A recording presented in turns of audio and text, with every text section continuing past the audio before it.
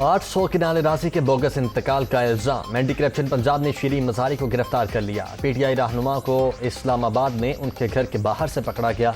والدہ کو گرفتار نہیں اغوا کیا گیا۔ مرد اہلکار تشدد کرتے ہوئے ساتھ لے گئے۔ سابق وزیر کی صاحبزادی کا الزام۔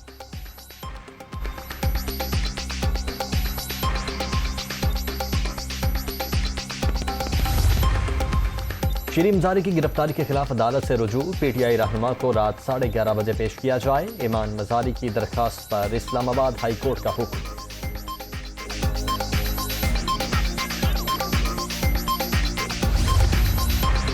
شیریں مزاری کو فوری رہا کیا جائے۔ وزیر اعلیٰ پنجاب کا حکم۔ کسی بھی خاتون کی گرفتاری معاشرتی اقدار کے منافی۔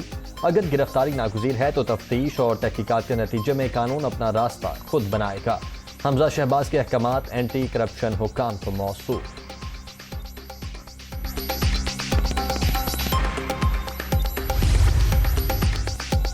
شیریں مزاری کی گرفتاری میں حکومت یا کسی اور کا کوئی عمل دخل نہیں۔ متعلقہ ادارے نے قانون کے مطابق کارروائی کی۔ عمران خان کو 3 دن جیل میں رکھا جائے تو ان کی ساری سیاست نکل جائے گی۔ خواہش ہے پی ٹی آئی چیئرمین کو اسی سیل میں رکھا جائے جہاں مجھے رکھا گیا تھا۔ رانا ثناء اللہ کی لاہور میں گفتگو۔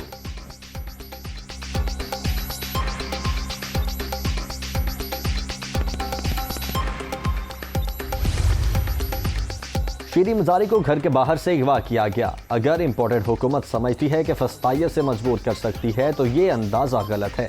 انتخابات سے بچنے کے لیے انارکی پھیلانے کی کوشش ہو رہی ہے۔ عمران خان کا ٹویٹ۔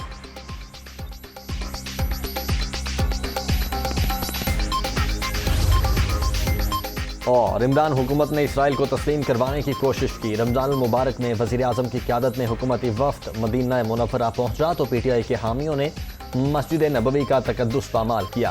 انہیں پاکستانی سیاست سے نکال کر ہمیشہ کے لیے دفن کر دیں گے۔ مولانا فضل الرحمان کا پشاور میں جے یو آئی کی تقدس حرم نبوی کانفرنس سے خطاب۔